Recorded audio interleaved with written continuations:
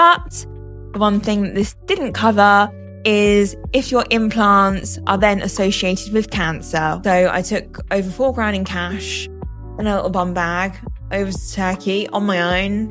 I just think that's pretty wild, and I just wanted to share that. And it was my choice that I didn't want to keep them in my body because of these deaths and these reported cases of cancer. And probably the conclusion isn't the one that you may think.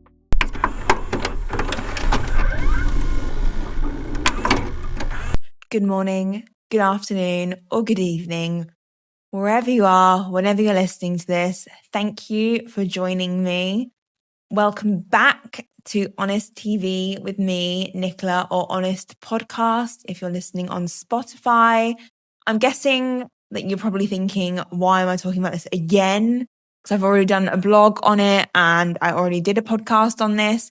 But I just feel like I missed out some information that I'd like to go over on this. And also, it's been now a year since I had my operation, my boob job, my second boob job in Turkey. And yeah, I just wanted to go over everything again and also put this video out because I just felt like when I was looking for information at the time, there just was nothing. So yeah, I'm hoping this will help someone. And I just want to say my bit and what happened. And yeah, I'm just going to get into it. I have a few different thoughts about everything that's happened. And probably the conclusion isn't the one that you may think. So let's see. Let's get into it. So to go back to the very beginning, also as well, if you are listening to this, I am going to be flashing up some pictures. So you may want to hop on YouTube and see the video version. Obviously, I'll explain everything that I'm showing. But basically, I had my first breast augmentation back in 2015. And I had that with Transform at the Riverside Clinic with Dr. Khan. So I've always wanted to have a breast augmentation since school.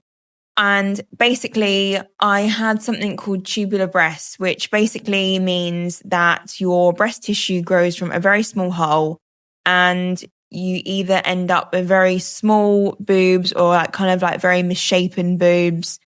So yeah, I'd always known something wasn't quite right and I'd always wanted to have them bigger, more shapely.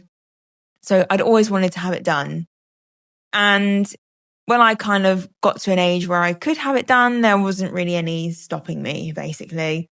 So I went for it. I went to the Riverside Clinic. I knew a lot of other people that were going there and I met Dr. Khan and it was a very quick meeting. It was very he basically told me what I was having. I didn't really have much of a say in it. Also, I wanted to point out that obviously they ask you about any medical conditions and things like that. So I had actually been going to a counsellor and I was diagnosed with body dysmorphic disorder, which if you don't know what that is, it basically means that you kind of hyperfixate on your looks, or maybe you see things that aren't there sometimes, or just kind of lock into one thing. And basically, I've got it here still, but I had to go to my GP and have my doctor, my GP, write out a note for me, which he charged £10. It's on here. And I just think that's pretty wild. And I just wanted to share that. So yeah, I had to get my GP to write a note for me to basically say that I was mentally fit to have the operation.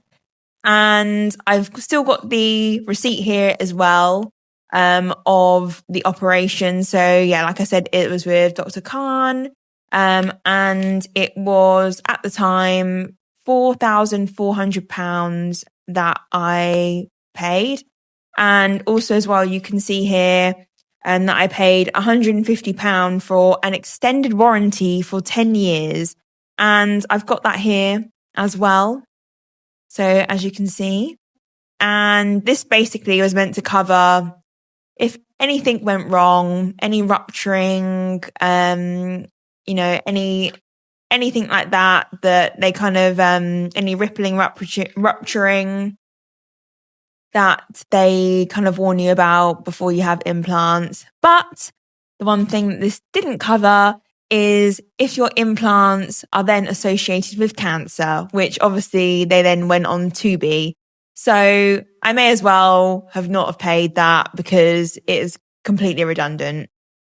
Anyway, the cancer that the implants are associated with are BIA-ALCL, which basically stands for breast implant associated anaplastic large cell lymphoma. It's very rare, but it's linked to these implants. And as of August 2024, there have been 63 deaths worldwide and also 1,577 cases of this cancer. And I didn't actually find out about this until a few years after the recall. So I've kind of jumped ahead, but basically I had the implants done. Everything was fine. I was happy with them. And then, going about my life. And how I found out about this was not through the surgery, not through Transform, not through Allergan, but I was on Instagram one day and there was a girl who I knew and she basically posted that she had her implants redone because of this cancer link to the implants. And then I suddenly thought, hang on a minute, I think I have these Allergan implants too. And I did. I rung up Transform and I said, is this true? Were they recalled in 2019? Yes, they were. And they basically immediately were like, we just put the implants in. It's nothing to do with us. You need to contact Allergan. So I contacted Allergan, also known as AbbVie, and they basically said that there's nothing they can do. So their official advice is, and for anyone watching this who has these implants, and this, you're literally hearing this for the first time and you're probably freaking out, is that, because you probably wouldn't have been told either, is to keep the implants in, because they basically say the risk of taking them out versus just leaving them in is higher, basically. So the risk of taking them out and, they could possibly, you may not get sick from them. So that's what they say. And then they also send a chart to you as well. So they will cover for less than 10 years. If you have a rupture, you'll get financial assistance and a replacement. Rupture more than 10 years, they will give you, or cover replacement only, which is about £900, by the way. Capsular contracture, grade 3 or 4. So that's when your scar tissue kind of forms around the implant and it can be quite uncomfortable. Only under less than 10 years, they'll only give you a replacement only, which, like I say, it's about £900. And late ceremony, less than 10 years, replacement only. And also, if you have the actual cancer, there's no restrictions. They'll give you financial assistance and replacement. So as soon as I found out about this, I just really wanted them out.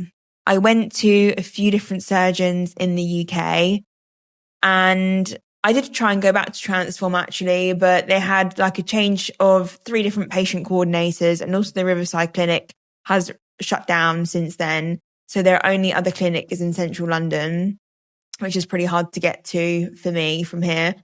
And I saw 2 other surgeons, which I had to pay to see as well. So one of them was £150 just for the consultation. The other one was £195. And one of them was very much like, yeah, get them out. You should get them out. And the other one was very much like, no, don't bother. Keep them in. That's fine. So yeah, I didn't trust the information that I was getting. I was already feeling very let down that I hadn't been told about this back in 2019. Like, why hadn't I been told? It's just completely crazy. And I was just kind of going around in circles. I was really worried. I've been quoted here between £7,000 and £8,000 to have them redone. And yeah, I didn't really know what to do. I kind of put out a bit of a call on like social media, on TikTok, and I did have a lady come back to me And she had actually had the Allergan implants and she contracted the cancer. And sadly, she got a tumor as well. And she's been really, really sick with them. I'll put her TikTok in the caption as well, and a link to that if you want to go and have a look at her page. I was just getting more and more and more worried about it, and I just didn't know what to do. And it wasn't until I was doing one of my clients' hair at her house and was explaining everything, and she was saying about her husband had recently been to Turkey and had a hair transplant with a company called MedLife. And I looked into it, and obviously the prices are a lot cheaper in Turkey. So whereas I was being quoted 7,000-8,000 to have the operation here, MedLife quoted me, I believe it was about 4,500 to have it with them. So I looked into it more and was speaking to them via WhatsApp, and I just came to the conclusion that I wanted them out. I wanted them redone. I just wanted it over, basically. And I just wanted these things out of my body. So I paid the deposit. I had the date booked in. And yeah, I was just ready to go to Turkey. And I was going on my own. And yeah, I just went for it. And I was feeling quite scared about it just because I had literally just only spoken to someone via WhatsApp about this. It's kind of crazy. And the other thing that was really worrying for me was that, not only I did know the doctor who was going to do it. So it was Dr. Koken. And obviously I'd done research on him and seen his work and things like that. But yeah, it was kind of just the fact that I just only been speaking to someone on WhatsApp. That was the kind of crazy thing to me. And also as well about the payment. So you can pay your surgery fees over in Turkey on a card, but they take they put on a 12% charge on top. Apparently it's like a government thing. But so yeah, you'd be obviously paying a lot more. So I opted to pay in cash. So I had like over $4,000 in cash on me. Obviously I paid a deposit. So I took over $4,000 in cash and a little bum bag over to Turkey on my own. And yeah, I got on the plane. The whole plane was there having surgery. So I wasn't alone.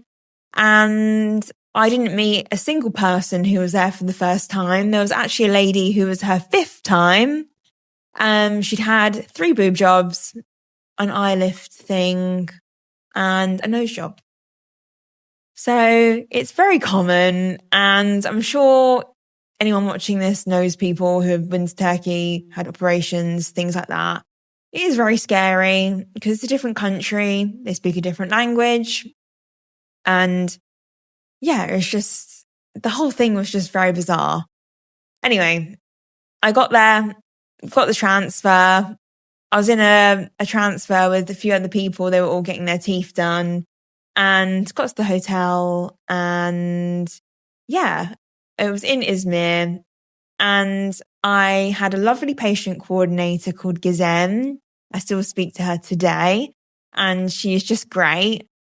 So obviously the price as well that I paid included all my transfers, my medication, the hotel, the surgery, the food, and I literally couldn't fault it. I could not fault it.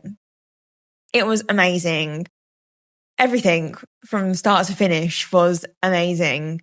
It was just so good. Like, I guess I'll point out some key differences between the surgery that I had here in the UK versus what I had in Turkey.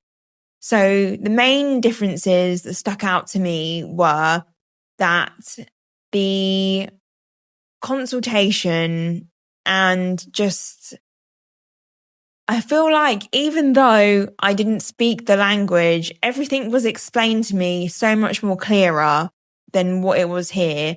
And it was more of like a one-on-one experience. I had my own private room in the hospital, and I had like a little mini bar, which obviously didn't have alcohol in it. It just had like snacks and stuff. That was pretty cool. My own bathroom.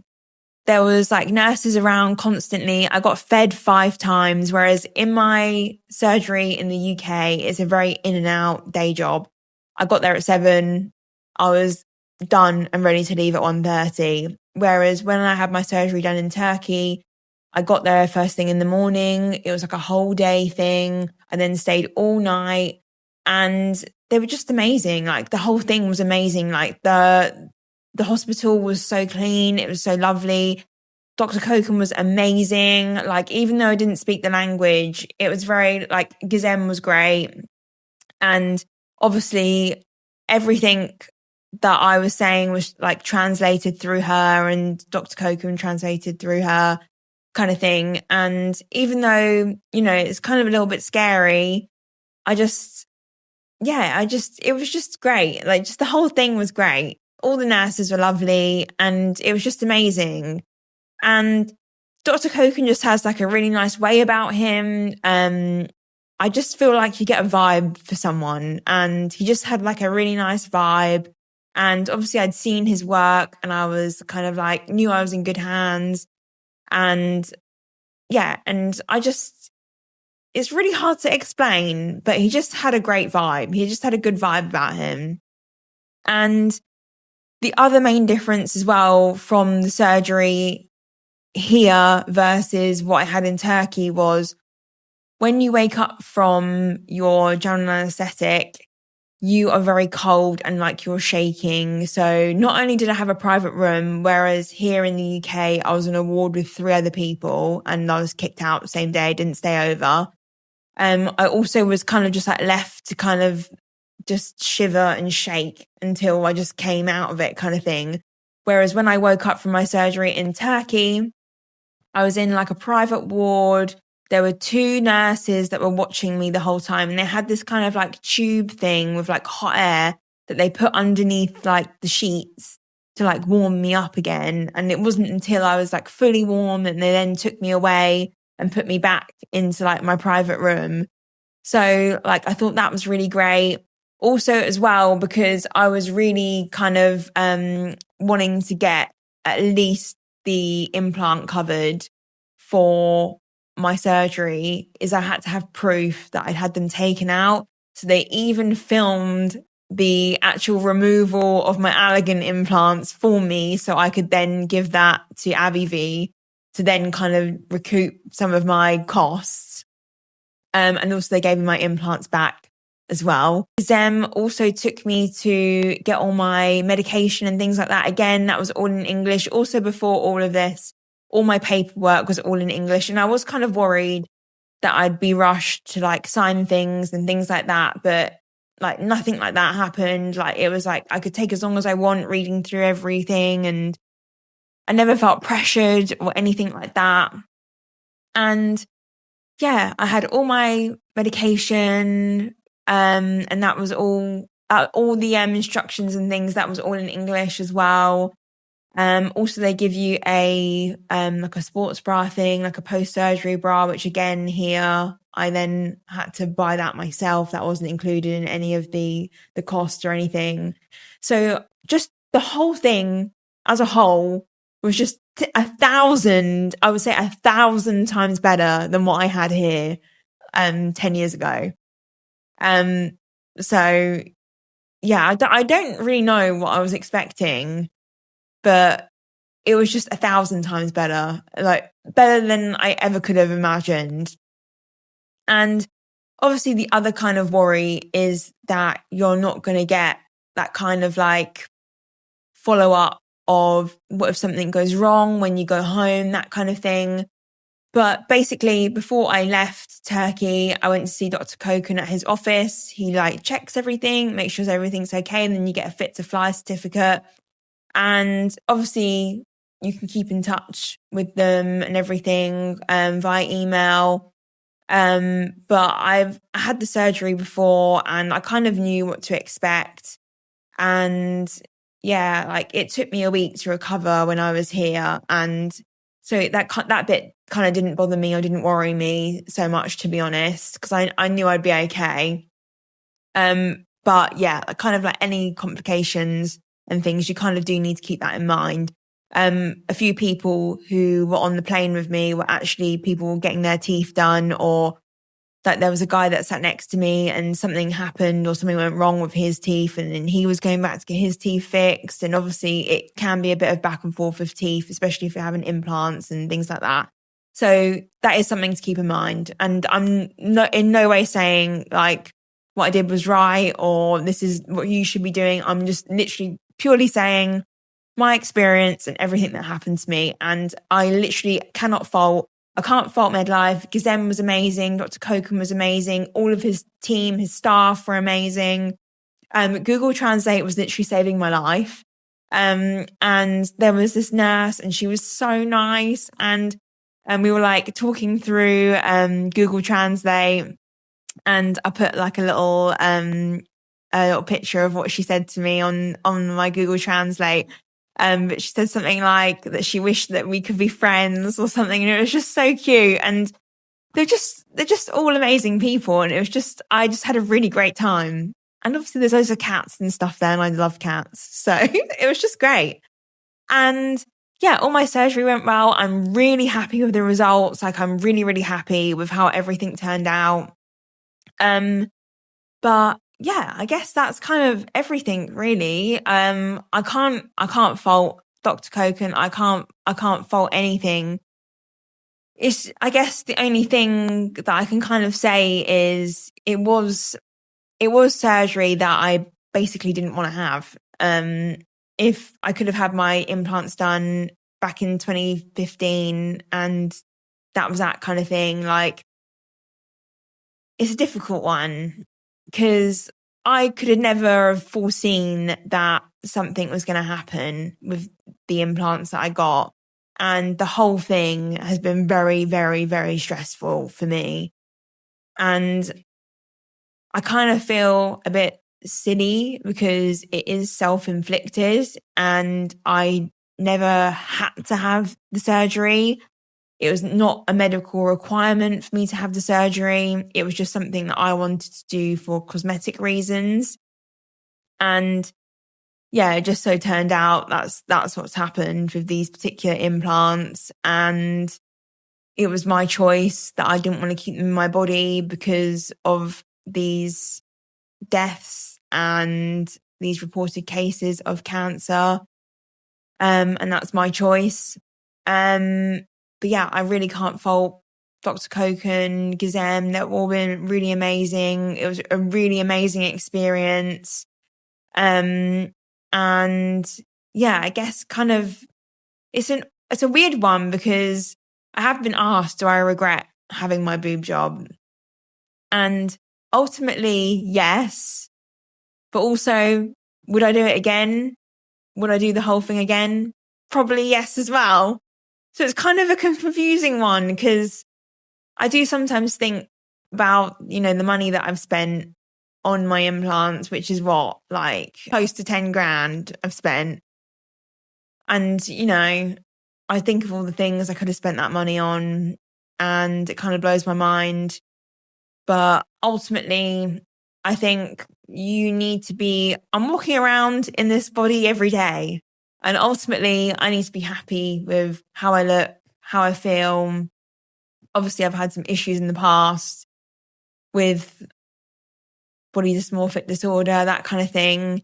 And yeah, like I feel like you need to do things that make you happy. And like I said on Rick's podcast that I did, I wish we could live in a world where you look in the mirror and you're happy and that's that kind of thing, but we don't. So yeah, ultimately I am happy with how everything turned out. And I was really happy with my whole journey in Turkey and how everything turned out. And yeah, they were just so amazing, so amazing. But who's to say in 10, 15 years time that something's not going to go wrong with the implants I've got? I can't really say. So yeah, it's a tricky one. It's a really tricky one. And with anything like this, like nothing lasts forever. Like everyone getting like their teeth done, implants, like anything like that. Nothing lasts forever. And you do need to think of that when you have these things done, because you will be paying for the upkeep. So that's something to think about as well. So yeah, like I say, with this video, it's just to say my experience and how I found everything. And yeah, I hope you found this helpful. If you're someone who has these Allergan implants, I really recommend that you get them checked out. They do recommend that you kind of monitor them for, any changes or anything like that. But ultimately, the advice is to keep them in. But yeah, I would definitely go back to your surgeon, the surgery where you had them done, just to kind of get them checked out and just to give you peace of mind. But yeah, like I say, this is my experience, and yeah, I just wanted to share it. And as it's been a year and things are fresh in my mind, I just wanted to share it as well.